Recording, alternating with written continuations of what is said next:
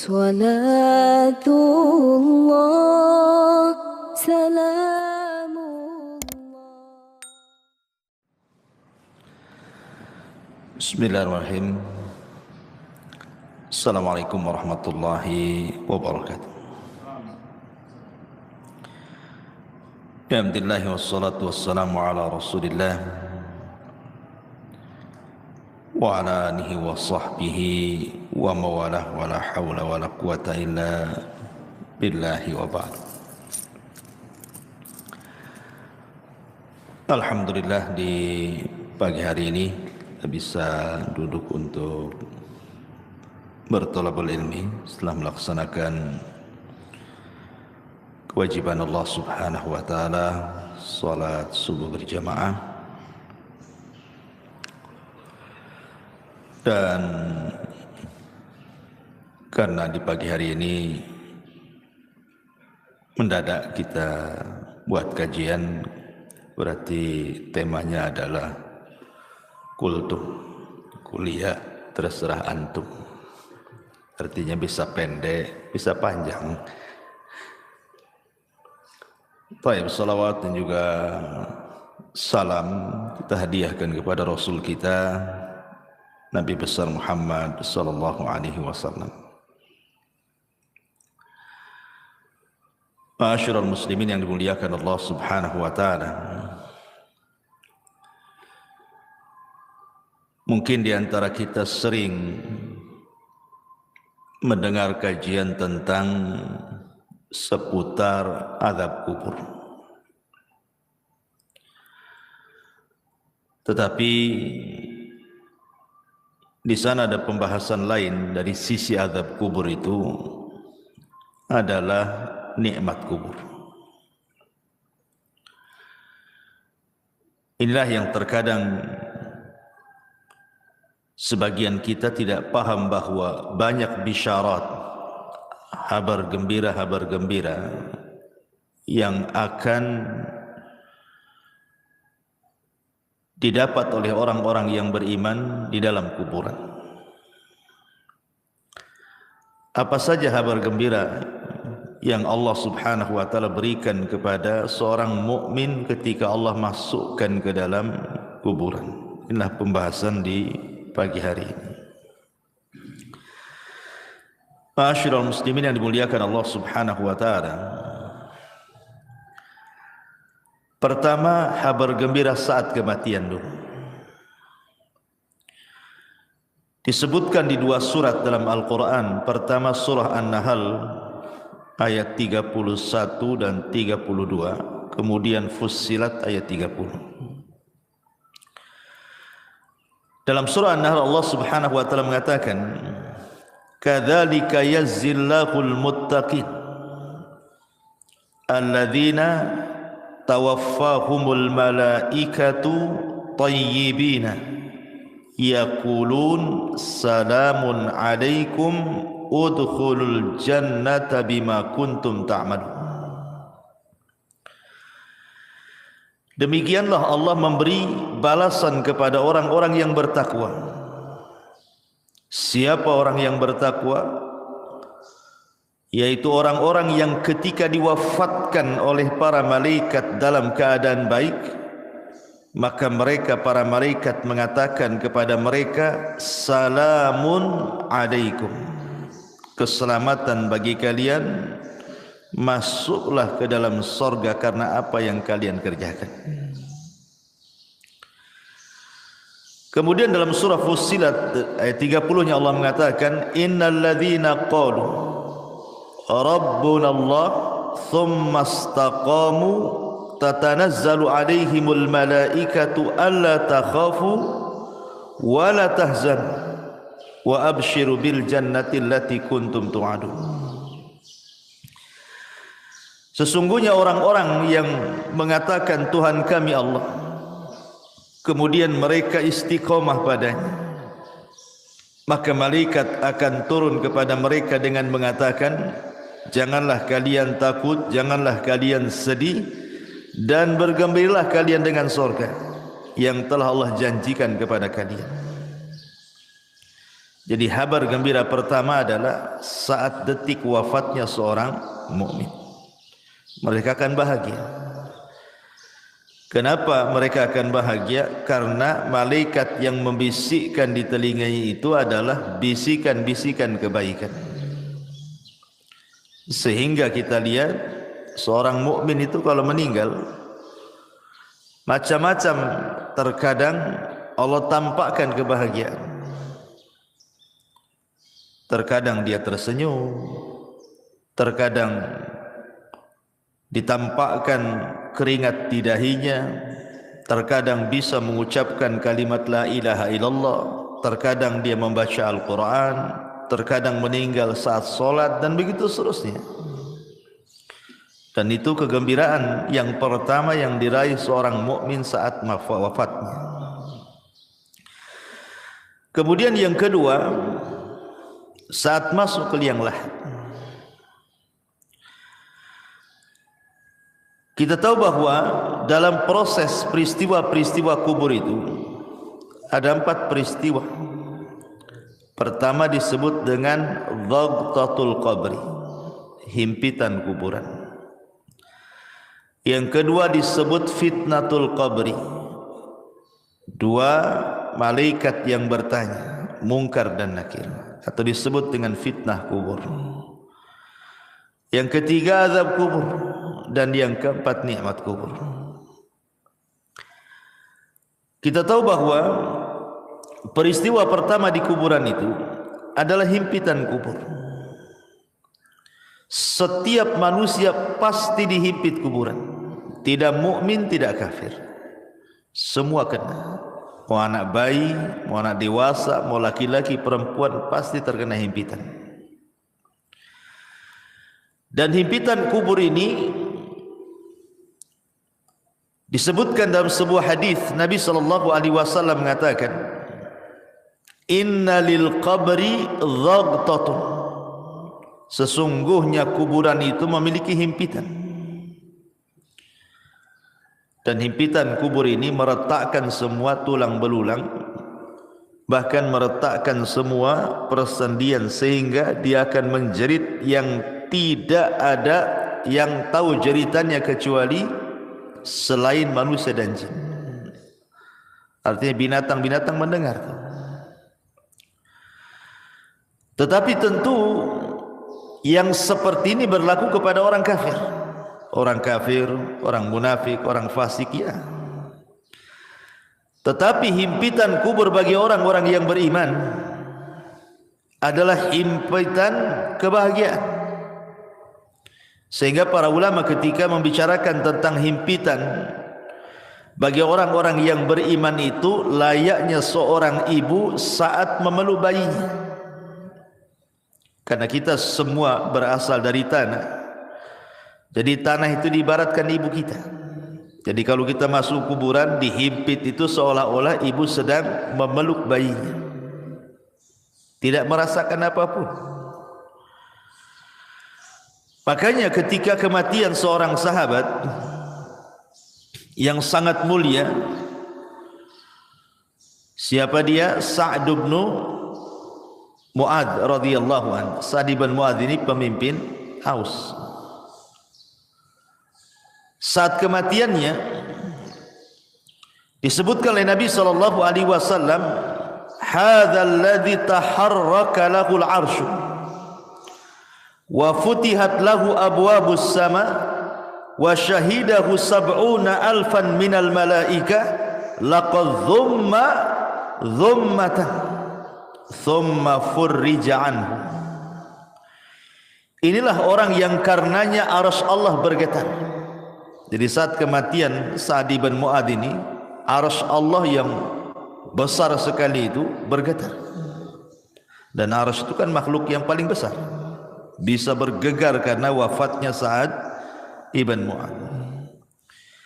Karenanya pintu-pintu langit dibuka, dan karenanya pula 70.000 malaikat turun dari langit menyaksikan jenazahnya. Sungguh dia telah dihimpit dengan sekali himpitan, kemudian dilepaskan kembali. Kalau seandainya himpitan itu sebagaimana hadis yang ma'ruf bisa meretakkan tulang belulang, memutuskan urat-urat persendian, mustahil seorang sahabat semulia Sa'd bin Mu'adz merasakan itu. Berarti himpitan yang merasakan sakit itu hanya berlaku kepada orang-orang kafir saja, orang-orang munafik saja. Karena bayi yang tidak bersalah saja disebutkan dalam hadis Nabi sallallahu alaihi wasallam, "Lau aflata ahadun min dhammatil qabri la aflata hadas sabi." Jika seorang selamat dari penyempitan kuburan, niscaya bayi ini akan selamat. Tapi bayi pun tidak selamat. Apa salahnya bayi? Kenapa dia dihimpit? Dosa pun tidak, kan itu ya. Berarti himpitan bagi orang-orang yang saleh, orang-orang yang beriman atau bayi adalah sebagaimana seorang ibu memeluk bayinya. Himpitan kasih sayang, itu maksudnya. Ini kabar gembira yang kedua. Kabar gembira yang ketiga, di mana Allah Subhanahu wa taala akan memberikan kemantapan jawaban pada setiap soalan-soalan mungkar dan nakir yang diberikan kepada setiap para penghuni kubur. Dan itu diarahkan atau disyaratkan dalam surah Ibrahim ayat 27. Allah mengatakan, "Yuthabbitullahu alladhina amanu bil qawli tsabit fil hayatid dunya wa fil akhirah. Wa yudhillullahu dzalimin wa yaf'alullahu ma yasha." Allah akan meneguhkan iman orang-orang yang beriman dalam ucapan yang teguh dalam kehidupan dunia dan juga kehidupan akhirat. Kata Bara bin Azib, seorang sahabat, ketika memberikan catatan dengan kalimat Allah akan teguhkan ucapan bagi seorang yang beriman di dunia dan akhirat, kata beliau, ini ayat turun pada perkara fitnah kubur. Jadi orang-orang yang beriman apabila ditanya siapa Rabbmu, maka dia langsung menyaut Allah. Siapa nabimu? Langsung menyaut Muhammad. Apa agamamu? Langsung menyaut Islam. Siapa yang bisa menjawabkan ini? Memang kalau di dunia mudah saja menghafalkan, tetapi bukan berarti di akhirat semua bisa menjawab, tidak. Yang memantapkan jawaban itu Allah. Jadi Allah yang membuat kita mantap jawabannya, bukan pengetahuan kita, gitu maksudnya. Allah yang memantapkan, karena di sini kalimatnya yutsabbitullahu, Allah menetapkan, memantapkan. Artinya Allah yang menjadikan kita ini mampu menjawab. Dan itu khusus bagi orang-orang yang beriman. Berarti ini kabar gembira yang ketiga. Allah memberikan kemantapan. Kemudian kabar gembira yang keempat, Allah lancarkan setiap jawaban. Setelah Allah mantapkan, kita mampu menjawab.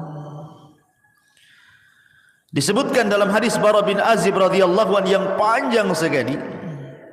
Salah satu penggalan hadisnya, Rasul mengatakan, fayatihi malakani fayujlisanihi fayaqulani lahu man rabbuk, fayaqulu rabbi Allah, fayaqulani lahu ma dinuk, fayaqulu dinil Islam, fayaqulani lahu ma hadzal rajul alladhi bu'itsa fikum, fayaqulu huwa Rasulullah sallallahu alaihi wasallam. Kemudian dua malaikat datang kepadanya dan mendudukkannya. Lalu keduanya bertanya, siapa Rabbmu? Maka si mayat mengatakan, Rabbku Allah. Kedua malaikat bertanya lagi, apa agamamu? Dia menjawab, agamaku adalah Islam. Kemudian keduanya bertanya lagi, siapa laki-laki yang telah diutus kepadamu? Maka dia menjawab, beliau adalah utusan Allah Muhammad sallallahu alaihi wasallam. Mungkin sekali lagi bahwa hari ini antum ditanya, pasti semua bisa jawab. Tapi apakah di kuburan bisa lancar jawabannya? Kan tidak juga. Makanya ini kabar gembira. Selain Allah mantapkan jawabannya, kemudian ketika kita ditanya mengalir pula jawaban itu. Ini adalah kabar gembira yang keempat. Kabar gembira yang kelima, setelah Allah Subhanahu wa taala mantapkan jawaban kita dan kita pun mengalir dalam jawaban-jawaban pertanyaan malaikat itu, maka Allah Subhanahu wa taala berikan tazkiyah, rekomendasi. Apa itu? Allah tiba-tiba berfirman dari langit dan mengatakan, an sadaqa abdi, hambaku telah benar. Hambaku telah benar, hambaku telah jujur. Dan ini tazkiyah yang luar biasa, di mana Allah Subhanahu wa taala langsung yang mengatakan kepada kita, an sadaqa abdi, hambaku telah benar. Tazkiyah mana lagi yang lebih jujur daripada tazkiyah Allah Subhanahu wa taala? Kabar gembira mana lagi yang lebih bahagia daripada Allah mengatakan kepada kita, kita dianggap orang jujur. Kalau manusia, anak katakan antum orang jujur, belum tentu orang mengatakan antum jujur. Tapi kalau Allah yang mengatakan jujur, manusia mendustakan kita terserah, tidak ada urusan. Tapi kalau seluruh manusia mengatakan kita jujur, tapi Allah katakan kita pendusta, buat apa? Kan itu ya. Tapi kalau Allah katakan kita jujur, satu manusia berdusta, terserah. Mendingan kita dianggap jujur di hadapan Allah daripada jujur di hadapan manusia tapi Allah dustakan kita. Dan ini tazkiyah luar biasa, kabar gembira yang luar biasa yang Allah berikan kepada kita kalau kita digolongkan orang-orang yang beriman. Ini kabar gembira yang kelima. Yang keenam, setelah Allah Subhanahu wa taala berikan tazkiyah kepada kita, apalagi Allah Subhanahu wa taala akan luaskan kuburan kita. Ada dua riwayat. Pertama, disebutkan dalam riwayat Abi Hurairah radhiyallahu anhu, di mana Nabi sallallahu alaihi wasallam mengatakan, "Tsumma yubsahu lahu fi qabrihi sab'una dhira'an fi sab'in." Sab'una dhira'an fi sab'in. Berapa luasnya kuburan itu? Kata Nabi SAW, kemudian kuburannya diperluas 70 kali 70 hasta. Satu hasta itu segini, ini satu hasta. Ya. Kalau 70 dibagi 2 berarti berapa? 35 meter. Kalau 30 kan 60, berarti 35 meter. 35 meter kali 35 meter, 70 kali 70 hasta. Berarti 35 meter kali 35 meter, kan itu ya kalau dibuat meteran. Ini satu riwayat. Jadi kuburan yang sempit tadi yang hanya 1 kali 2 meter gitu ya, dijadikan oleh Allah Subhanahu wa taala menjadi 70 kali 70 hasta. Luasnya, meluas kuburannya itu ya. Tapi dalam riwayat yang lain dari Bara bin Azib, justru Nabi sallallahu alaihi wasallam mengatakan, "Tsumma yubsahu lahu fi qabrihi maddal basar." Madda basarihi. Kemudian kuburannya akan diluaskan sejauh mata memandang. Kalau antum naik ke atas gunung, kemudian antum lihat tuh, kira-kira pandangan antum sejauh mata memandang sampai di mana? Itu maksudnya. Itulah luas kuburan. Kalau seandainya Allah berikan kabar gembira kepada seorang mukmin itu, Allah akan luaskan kuburan. Dalam riwayat 70 kali 70 hasta, tapi dalam riwayat Bara bin Azib sejauh mata memandang. Coba bayangkan, kalau antum saya kurung di satu ruangan, anggaplah di kamar masjid ini, dikurung, nggak ada penerangan, kan masih mending tuh luasnya, masih luas kamar ini daripada kuburan. Kuburan berapa peta saja kan itu. Tapi ngomong-ngomong saya minum dulu kayak dingin kali nih.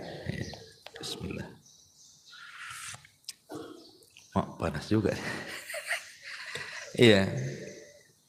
Jadi analoginya begini, kawan. Jadi kalau antum masuk ke dalam ruangan masjid ini, saya gelapkan, nggak ada apa-apa di situ, nggak ada kasur, nggak ada apa-apa, nggak ada handphone. Nggak boleh antum saya kasih handphone. Ya masuk aja badan di situ. 3 hari 3 malam di situ kan. Nggak dikasih makan. Antum sudah pusing. Janganlah 3 hari 3 malam. 1 hari saya tak makan, tak gemetar. Apalagi mati listrik kan itu. Kita bayangkanlah di satu ruangan itu. Macam mana itu di kuburan yang sempit itu. Habis itu dipendam pula dari atas. Hanya tanah, tidak ada apa-apa. Kita sudah kebayang gelapnya kan. Ya. Lah ketika kemudian Allah Subhanahu wa taala bentangkan kuburan seluas itu, menunjukkan di kabar gembira. Kabar gembira dari Allah Subhanahu wa taala lewat lisan Rasul bahwa seorang mukmin itu akan dibentangkan kuburannya sejauh mata memandang. Artinya tidak akan sumpek gitu maksudnya. Kita kalau berada di ruangan sempit kan sumpek gitu. Tapi kalau di ruangan terbuka kan rasanya los gitu pandangan itu. Dan ini kabar gembira. Kemudian yang nomor 7, bukan hanya diluaskan saja. Yang lebih hebat daripada itu apa? Dibukakan pintu surga. Subhanallah ya. Padahal belum ada kiamat, tetapi pintu sorga sudah dibukakan, kemudian diarahkan pula ke kuburannya. Dan itu disebutkan dalam hadis di mana Nabi SAW bersabda, "An sadaqa abdi, fa afrishuhu minal jannati waftahu lahu baban ilal jannah." Hambaku telah benar. Hamparkan, permadani untuknya dari sorga, bukakan pintu-pintu sorga kepadanya. Subhanallah ikhwan, bayangkan kita dihamparkan permadani dalam kubur itu, mengarah ke pintu sorga, kemudian pintu sorga pula dibuka. Ketika pintu sorga dibuka itu ada kabar gembira yang nomor 8. Apa itu?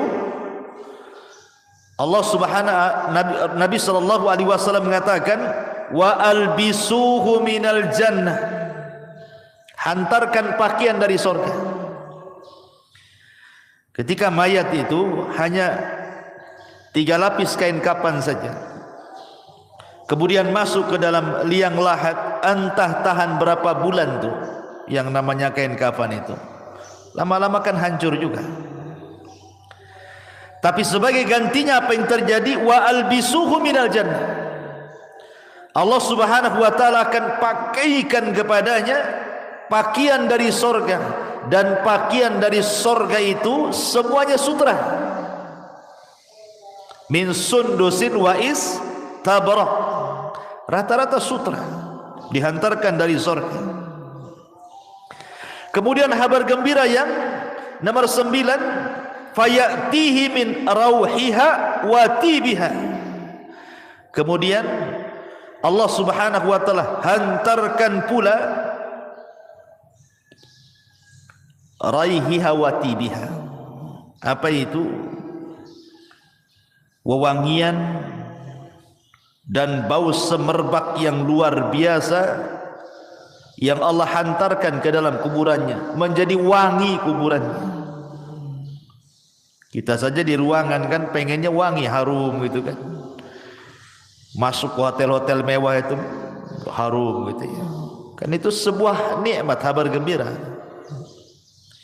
Belum lagi makanan dari sorga, belum lagi minuman dari sorga. Itu kan kabar gembira yang luar biasa. Bahkan yang lebih hebat lagi, nomor 10-nya adalah Allah subhanahu wa ta'ala datangkan kepadanya orang yang sangat baik hati. Disebutkan dalam sebuah hadis, jadi akan didatangkan padanya seorang laki-laki yang rupawan, berpakaian indah, beraroma wangi, untuk menemani dia selama dalam kuburan.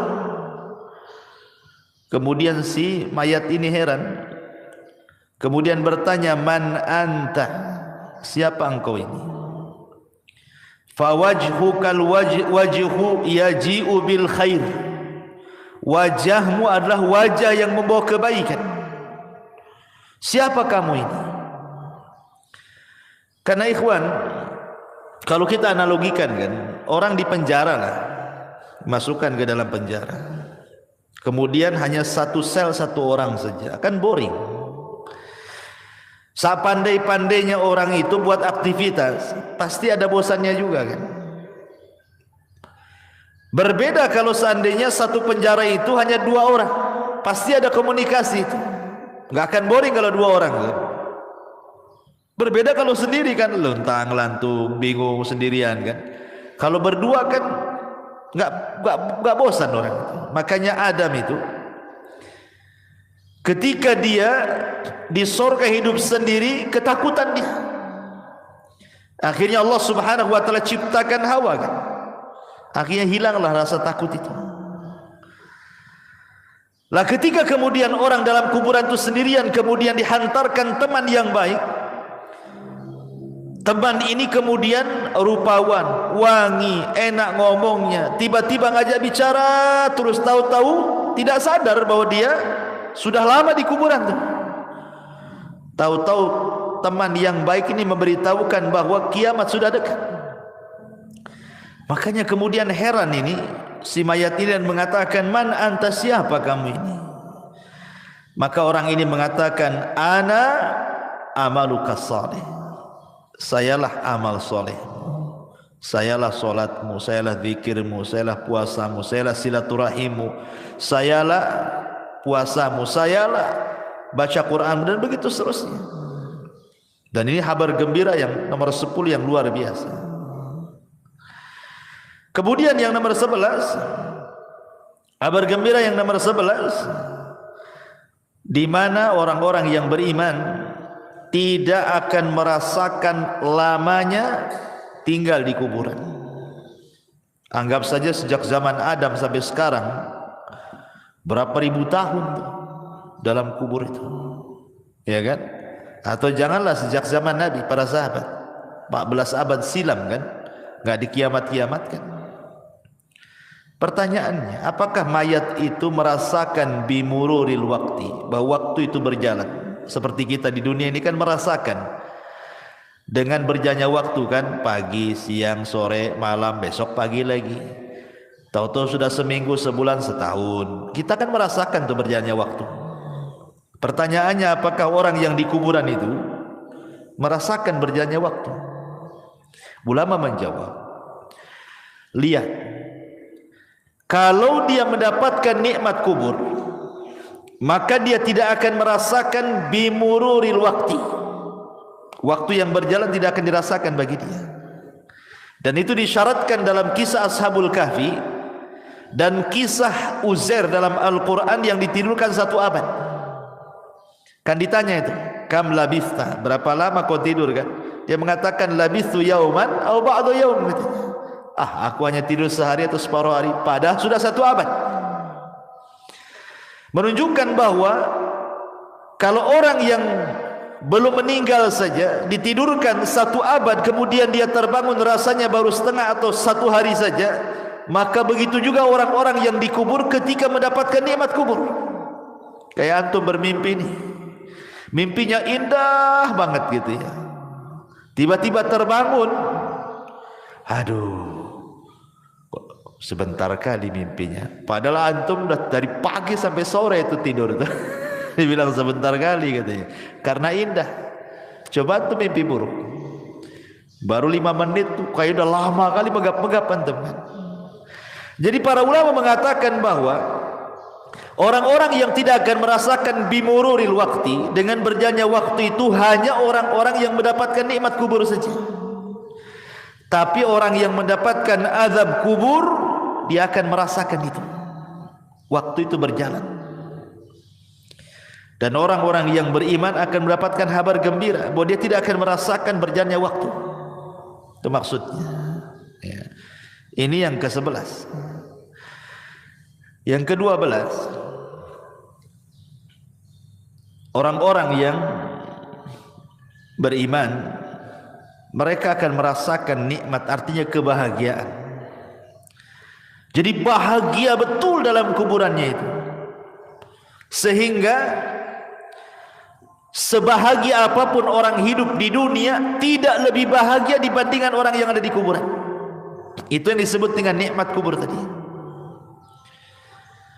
Makanya kenapa Utsman bin Affan kalau diingatkan dengan kuburan itu menangis, tapi kalau diingatkan dengan neraka dia biasa-biasa saja. Ketika ditanya, ya Utsman, aneh kau ini, diceritakan neraka kau biasa saja raut mukamu, kau diceritakan tentang kuburan kau pula menangis, katanya. Kata Utsman, celaka engkau. Kuburan ini, kata Utsman, bisa saja satu lubang menuju lubang-lubang neraka, atau dia adalah taman dari taman-taman surga. Jadi kita akan tinggal di taman. Itulah nikmat kubur namanya. Jadi nikmat kubur itu luar biasa. Makanya orang itu akan mendapatkan kenikmatan lebih nikmat dibandingkan dia pernah nikmat di dunia. Seberapa nikmat orang di dunia ini, masih nikmat kubur, karena kubur itu adalah jannah yang pertama, surga yang pertama sebelum masuk ke surga yang abadi. Tapi perlu diingat bahwa orang-orang yang di kuburan itu juga bisa merasa sedih. Sama dengan ketika antum kehilangan sesuatu, kita sedih, tersiksa gitu ya, atau ada masalah gitu ya, entah masalah ekonomi, masalah keluarga, masalah apa-apa, kan kadang-kadang tersiksa batin kita. Lah orang yang di kuburan pun akan sama merasakan hal itu, tersiksa batinnya. Kapan? Ketika orang-orang yang di atas kuburan melakukan niyaha. Niyaha itu artinya meronta-ronta, menangis-nangis gitu ya, menolak takdir gitu. Kalau nangis saja nggak apa-apa, namanya orang meninggal sedih, Rasul aja nangis gitu. Tapi kalau sampai niyaha ini membuat apa? Orang yang mati itu yu'adzab, diazab. Tapi bukan diazab di sini artinya diazab fisiknya, tidak, maksudnya diazab batinnya. Ya, karena ada hadis yang mengatakan innal mayyit yu'adzab bi bukail hayy. Rasul mengatakan orang yang mati itu akan diazab disebabkan tangisan orang hidup. Maksudnya niyaha, yang sampai merobek-robek, memukul-mukul. Karena saya pernah menyaksikan ada orang sedang koma, ini istrinya itu udah guling-guling tuh, guling tuh, sampai akhirnya diamankan sama kerabatnya, dimasukkan ke kamar, dikunci. Rumahnya tak jadi mati pula dia. Coba kalau mati apa nggak jelas tuh kan. Artinya bahwa orang-orang yang seperti ini membuat mayat itu tersiksa. Maksudnya orang yang ada di kuburan itu yu'adzab, diazab. Maksudnya diazab bukan fisiknya tapi batinnya. Jadi dia merasa sedih gitu ya. Tersiksa batinnya itu gara-gara tangisan orang yang di atas kuburan itu. Makanya kenapa nasihat saya kalau ada orang yang meninggal itu, sebenarnya dia hanya butuh 3 kata saja. Orang mati itu hanya butuh 3 kata. Kata yang pertama, Allahumma gfirlahu, ya Allah ampuni dosanya. Yang kedua, Allahumma arhamhu, ya Allah rahmatilah dia. Kemudian yang ketiga, Allahumma tsabbithu, ya Allah mantapkanlah dia. Maksudnya dalam jawaban. Itu yang diperlukan saat orang itu meninggal. 3 kata ini. Tidak lebih daripada 3 kata. Ya Allah ampuni dosanya, ya Allah sayangi dia, ya Allah mantapkan jawabannya. Cuman itu yang diperlukan. Ya.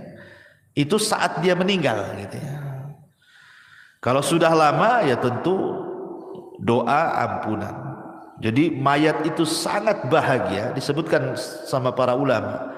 Yang paling dinanti oleh para penghuni kubur, entah ayah kita yang sudah meninggal, ibu kita, nenek kita, atau keluarga kita, mereka sangat bahagia itu apabila mendapatkan doa dari orang yang hidup. Jadi kalau kita mendoakan ampunan, rahmat, kata ulama, itu yang dinanti. Jadi mereka sangat bahagia sekali dengan doa kita kalau kita mengatakan Allahumma gfir lahu, Allahumma arhamhu, ya Allah rahmati dia, ya Allah ampuni dia. Dan juga sedekah yang kita niatkan kepada orang yang sudah meninggal. Inilah diantara 12 kabar gembira bagi para penduduk kuburan. Subhanakallahumma bihamdika asyhadu an la ilaha illa anta astaghfiruka wa atubu ilaik. Allahu ta'ala alam. Assalamualaikum warahmatullahi wabarakatuh.